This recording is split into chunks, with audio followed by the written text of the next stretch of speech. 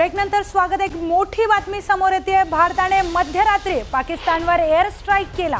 पाकिस्तानातील 9 दहशतवादी ठिकाणं उद्ध्वस्त करण्यात आली। यामध्ये अनेक दहशतवादी आणि त्यांचे आका मारले गेलेत। यानंतर पंतप्रधान मोदींनी कॅबिनेट बैठक घेतली। बैठकीत पंतप्रधानांनी पाकिस्तान विरोधातील कारवाईची माहिती मंत्री गटाला दिली आहे। यावेळी पंतप्रधानांनी भारतीय लष्कराचा तोंड भरून कौतुक केलं। भारतीय लष्कराने कोणतीही चूक न करता तयारीप्रमाणे कारवाई केली। ही आपल्यासाठी अभिमानाची वेळ आहे। त्यांनी लष्कराचं कौतुक केलं। कॅबिनेटच्या सर्व मंत्र्यांनी पंतप्रधान मोदी यांच्या नेतृत्वावर विश्वास टाकत त्यांच्या पाठीशी संपूर्ण देश एकवटल्याचं सांगितलंय।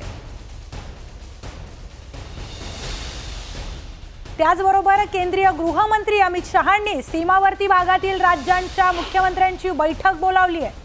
पाकिस्तान आणि नेपाळशी सीमारेषा असलेल्या राज्यांच्या मुख्यमंत्री, पोलीस महासंचालक, मुख्य सचिवांची तातडीने बैठक बोलावली आहे। जम्मू काश्मीरचे मुख्यमंत्री, उपराज्यपाल तसंच लडाखचे एलजी, पंजाब, राजस्थान, गुजरात, उत्तराखंड, उत्तर प्रदेश, बिहार, सिक्कीम आणि पश्चिम बंगालच्या वरिष्ठ अधिकाऱ्यांना या बैठकीत सहभागी होण्याचं आवाहन करण्यात आलंय।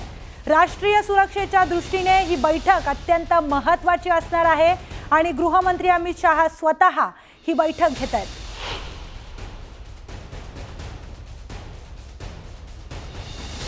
पंतप्रधान नरेंद्र मोदींनी राष्ट्रपती द्रौपदी मुर्मू यांची भेट घेतली आहे। भारतीय हवाई दलाने केलेल्या ऑपरेशन सिंदूरची माहिती पंतप्रधान मोदींनी राष्ट्रपती द्रौपदी मुर्मू यांना ही माहिती दिली आहे। तर राष्ट्रपतींनी भारतीय लष्कराचं कौतुक केलंय।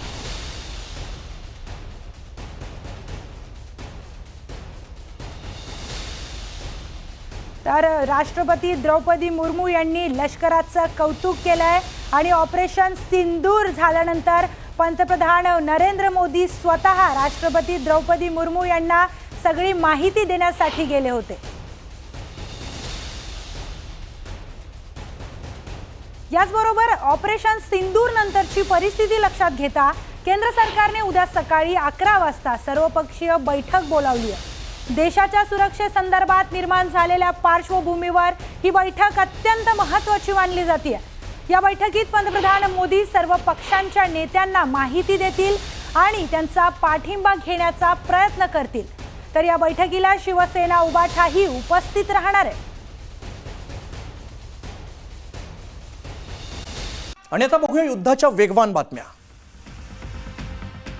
बेलगाममधील हल्ल्यात निष्पाप हिंदूंना त्यांचा जीव गमवावा लागला। या हल्ल्यानंतर देशभरात संतापाची लाट उसळली। अखेर हल्ल्याच्या 15 दिवसानंतर भारताने पाकिस्तानला करारात जवाब दिलाय। भारताने ऑपरेशन सिंदूर राबवत पाकिस्तान आणि पीओके मध्ये हल्ला केलाय। पंतप्रधान मोदींनी ऑपरेशन सिंदूरचं लाईव्ह मॉनिटरिंग केलंय। पंतप्रधान कार्यालयातून हे लाईव्ह मॉनिटरिंग करण्यात आलंय। यावेळी पंतप्रधान मोदी, राष्ट्रीय सुरक्षा सल्लागार अजित डोवाल तसेच CDS lieutenant general Anil Chauhan आणि वायुदल प्रमुख अमरप्रीत सिंग देखील उपस्थित होते।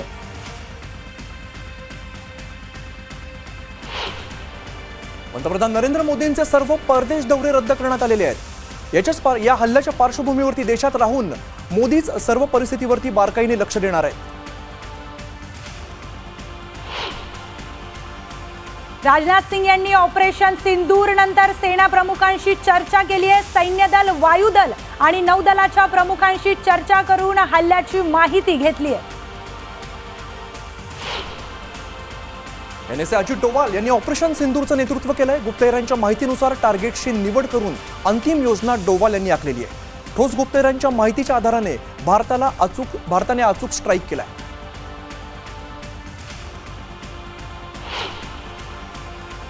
भारताच्या ऑपरेशन सिंदूर नंतर माजी लष्कर प्रमुखांना मोठं वक्तव्य केलंय। पिक्चर अभी बाकी है असं वक्तव्य मनोज नरावणे यांनी केलंय।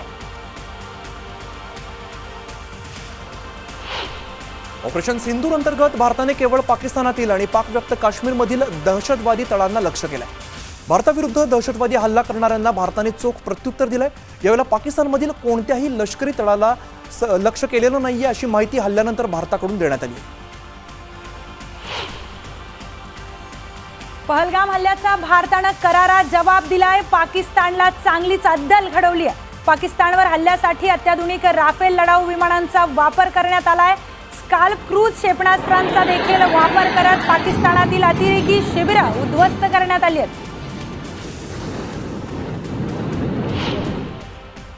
हल्ल्याला प्रत्युत्तर देण्यासाठी पाकिस्तानची 9 दहशतवादी ठिकाणं बेचिराख करण्यात आलेली आहेत. यासाठी राफेल विमानांद्वारे स्काल्प क्षेपणास्त्रांचा मारा करण्यात आलाय.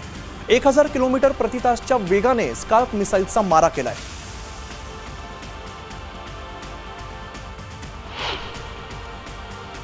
पाकिस्तानने एलओसीवर शस्त्रसंधीचं उल्लंघन केलंय. आंतरराष्ट्रीय सीमेजवळ पाकिस्तानकडून गोळीबार करण्यात आलाय. यात 3 नागरिकांचा मृत्यू झालाय. ऑपरेशन सिंदूरमध्ये अनेक कुख्यात दहशतवाद्यांचा खात्मा करण्यात आलेला आहे. दहशतवादी याकूब मुघलचा खात्मा करण्यात आलाय. ऑपरेशन सिंदूरमध्ये याकूब मुघल ठार झालाय. याकूब हा बिलाल टेरर कॅम्पचा प्रमुख होता. पंतप्रधान नरेंद्र मोदींनी राष्ट्रपती द्रौपदी मुर्मूंची भेट घेतली आहे. पंतप्रधान मोदींनी राष्ट्रपतींना ऑपरेशन सिंदूर संदर्भात माहिती दिली आहे. ऑपरेशन सिंदूर नंतरची परिस्थिती लक्षात घेता केंद्र सरकारने उद्या सकाळी 11 वाजता सर्वपक्षीय बैठक बोलावली आहे. देशाच्या सुरक्षेसंदर्भात निर्माण झालेल्या पार्श्वभूमीवरती ही बैठक अत्यंत महत्त्वाची आहे.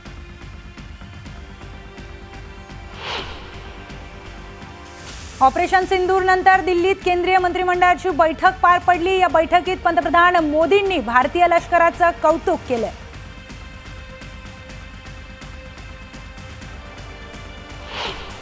भारताच्या हल्ल्यानंतर पाकिस्तान बिथरलाय. पाकिस्तानने भारताला पुन्हा एकदा पोकळ धमकी दिली आहे. भारताने हल्ल्यानंतर आता प्रत्युत्तरासाठी तयार राहावं असा इशारा पाकिस्तानचे संरक्षण मंत्री ख्वाजा आसिफ यांनी केली आहे. भारतीय सैन्यानं पाकिस्तानवर हल्ला करत लष्कर-ए-तोयबाच्या 6 दहशतवाद्यांचा खात्मा केलाय. हाफिज अब्दुल मलिक, मुदस्सिर, वकास हसन, सहान मकसूद या दहशतवाद्यांचा खात्मा करण्यात भारताला यश आलंय. भारताच्या हल्ल्यामध्ये दहशतवादी मसूद अझहरचं कुटुंब ठार झाल्याची माहिती सूत्रांनी दिली आहे. मात्र मसूद अझहर बद्दल अद्याप ही माहिती समोर आलेली नाहीये.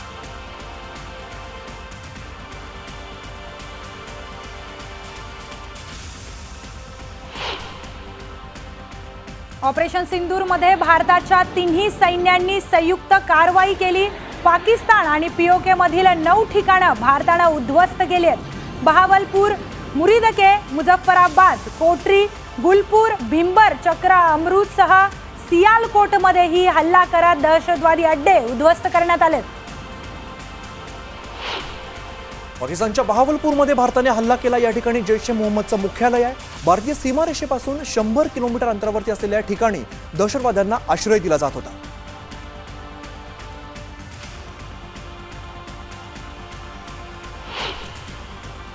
मुरीदकेमध्येही हल्ला करण्यात आलाय. सांबातील सीमारेषेपासून फक्त 30 किलोमीटर अंतरावर लष्कर-ए-तोयबाचा दहशतवादी तळ उद्ध्वस्त करण्यात आलाय. मुंबईवर हल्ला करणारे दहशतवादी इथूनच आले होते. गुलपूरमध्येही हल्ला करण्यात आलेला आहे. नियंत्रण रेषेजवळ पूंछ आणि राजौरीपासून 35 किलोमीटरवरती असलेला दहशतवाद्यांचा तळ नष्ट केलाय. 20 एप्रिल 2023 आणि 24 जून 2024 मध्ये भाविकांवरती झालेल्या हल्ल्याचा प्लॅन या ठिकाणी केलेला होता.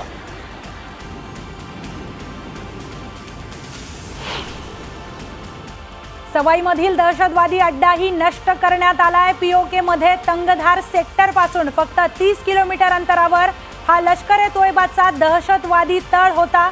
21 ऑक्टोबर 2024 मध्ये गांदरबाल, तर 24 ऑक्टोबर 2024 मध्ये गुलमर्ग आणि 22 एप्रिल 2025 मध्ये पहलगाम मध्ये झालेल्या हल्ल्याचा कट येथेच रचला गेला होता.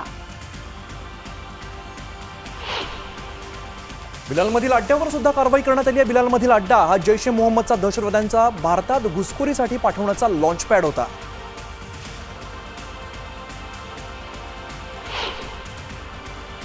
कोटलीमध्येही भारतीय सैन्यानं हल्ला केलाय. राजौरी येथील सीमेपासून फक्त 15 किलोमीटर अंतरावर हा लष्कर-ए-तोयबाचा लष्करी तळ होता. येथे जवळपास 50 दहशतवादी असल्याची माहिती मिळाली आहे. राजौरीजवळ 10 किलोमीटर अंतरावर असलेल्या बर्नाला या ठिकाणी हल्ला करण्यात आला. दहशतवाद्यांचा तळ उद्ध्वस्त करण्यात आलाय. सांबा कठुआ सीमेजवळ नियंत्रण रेषेपासून 8 किलोमीटर अंतरावर असलेल्या सरजाल या ठिकाणी हल्ला करण्यात आलाय। हा जैश ए मोहम्मदचा दहशतवादी तळ होता। ऑपरेशन सिंदूर दरम्यान भारताने पाकिस्तानमधील दहशतवाद्यांचे तळ उद्ध्वस्त केलेत, तर भिंबर इथल्या बर्नाला कॅम्पवरती हल्ला करण्यात आलाय। या ठिकाणीच दहशतवाद्यांना शस्त्रांचं प्रशिक्षण दिलं जात होतं।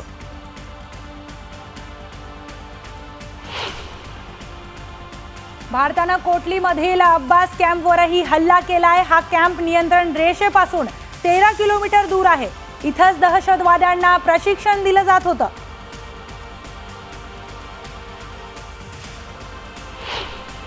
पाकिस्तानमधील सियालकोटच्या सर्जल कॅम्पवर सुद्धा हल्ला करण्यात आलाय। मार्च 2025 मध्ये जवानांवरती हल्ला करणाऱ्या दहशतवाद्यांना या ठिकाणी प्रशिक्षण दिलं जात होतं।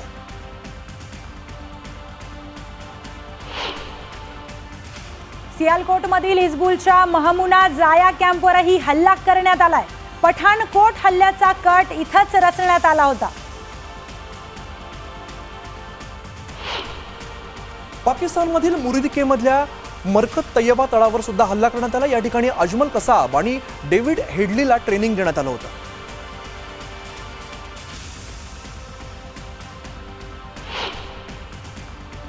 मरकज सुबान अल्लाह बहावलपूर इथल्या जैश ए मोहम्मदच्या मुख्यालयावर हल्ला करण्यात आला। इथंच दहशतवाद्यांना प्रशिक्षण दिलं जात होतं। जैशचे कुख्यात अतिरेकी इथंच ठाण मांडून बसले होते।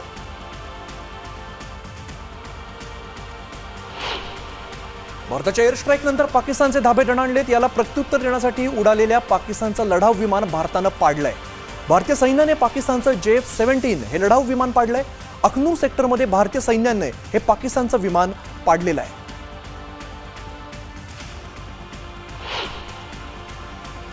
पाकिस्तानातील मुरिदके येथील तय्यबा मशिदीवरही भारतीय सैन्याने हल्ला केलाय।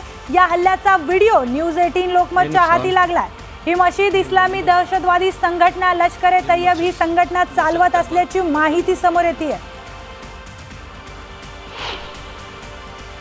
भारताने पाकिस्तानवर हल्ला केल्यानंतर पाकिस्तानच्या पंतप्रधान शेहबाज शरीफ यांनी संताप व्यक्त केलाय। भारताच्या हल्ल्याला निर्णायक प्रत्युत्तर देण्याचा पूर्ण अधिकार पाकिस्तानकडे आहे आणि पाकिस्तान चोख प्रत्युत्तर देणार असं वक्तव्य शरीफ यांनी केलेलं आहे। तर पाकिस्तानचा मनोबल दृढ निश्चय आढळ आहे आणि भारताचा पराभव करण्यासाठी आम्ही पूर्णपणे तयार आहोत असंही ते म्हणाले। पाकवरील हल्ल्यात दहशतवादी मसूदचे अनेक साथीदार जखमी झालेत। हवाई हल्ल्याचे फोटो आणि व्हिडिओ समोर येऊ लागलेत। यावेळी पाकिस्तानातील रुग्णालयांमध्ये अनागोंदी माजल्याचं दिसून आलंय। भारताच्या ऑपरेशन सिंदूर नंतर पाकिस्तान हादरून गेलेला आहे। घाबरगुंडी उडालेल्या पाकिस्तानने आपली हवाई सीमा बंद केली आहे। पाकिस्तानचा एअर स्पेस बंद करण्यात आलेला असून एकही विमान उडत नसल्याचं दिसून येत आहे।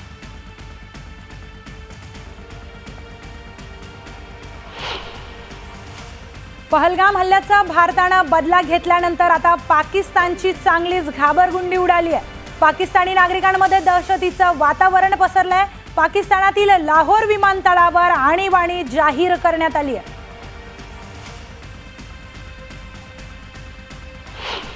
हल्ल्यानंतर पाकिस्तान हादरलंय। पाकिस्तानातील सर्व महत्त्वाची विमानतळं पुढील 48 तासांसाठी बंद केली आहेत।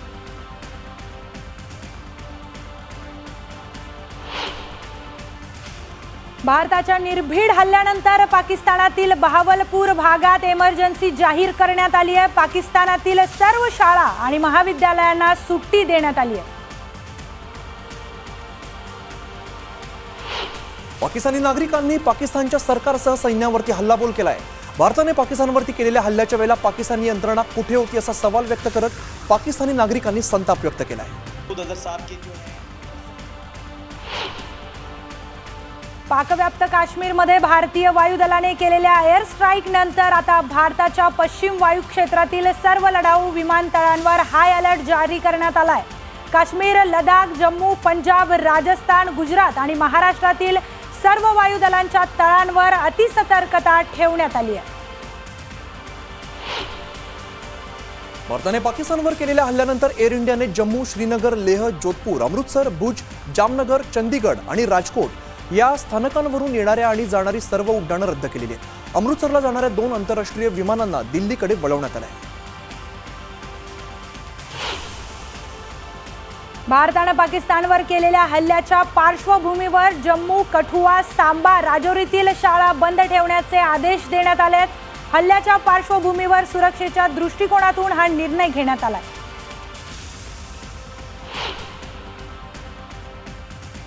दहशतवादाला मुळासकट संपवण्यासाठी आम्ही कटिबद्ध असल्याची प्रतिक्रिया केंद्रीय गृहमंत्री अमित शहानी दिली आहे. आम्हाला भारतीय सेनेवरती गर्व असल्याची भावना त्यांनी व्यक्त केली आहे. पहलगाममधील हल्ल्याचा भारतानं बदला घेतल्यानंतर मुख्यमंत्री देवेंद्र फडणवीसांनी पोस्ट केलंय. जय हिंद, भारत माता की जय अशी पोस्ट फडणवीसांनी केली आहे. कुपोषणाचं पाप करणाऱ्यांना पंतप्रधान मोदींनी चांगलाच धडा शिकवलाय. दहशतवाद्यांना आणि पाकला भारतीय सैन्यानं जशास तसं उत्तर दिलंय असं म्हणत उपमुख्यमंत्री एकनाथ शिंदेंनी भारतीय सैन्याचं कौतुक केलंय. पहलगाममधील हल्ल्यानंतर बघ्याची भूमिका घेणं शक्यच नव्हतं. त्यामुळे भारतानं पाकला योग्य तोच धडा शिकवलाय. पाक लष्कर आणि निष्पाप नागरिकांना धक्का न लागता 9 दहशतवादी तळांवर आज रचून आणि नियोजित हल्ला केलाय. या भारतीय सैन्याच्या शौर्यपूर्ण कामगिरीचा संपूर्ण देशाला अभिमान आहे अशी प्रतिक्रिया शरद पवार यांनी दिली आहे.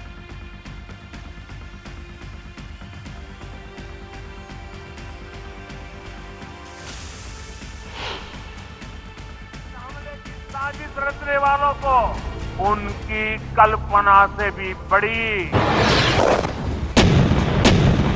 सजा मिलेगी.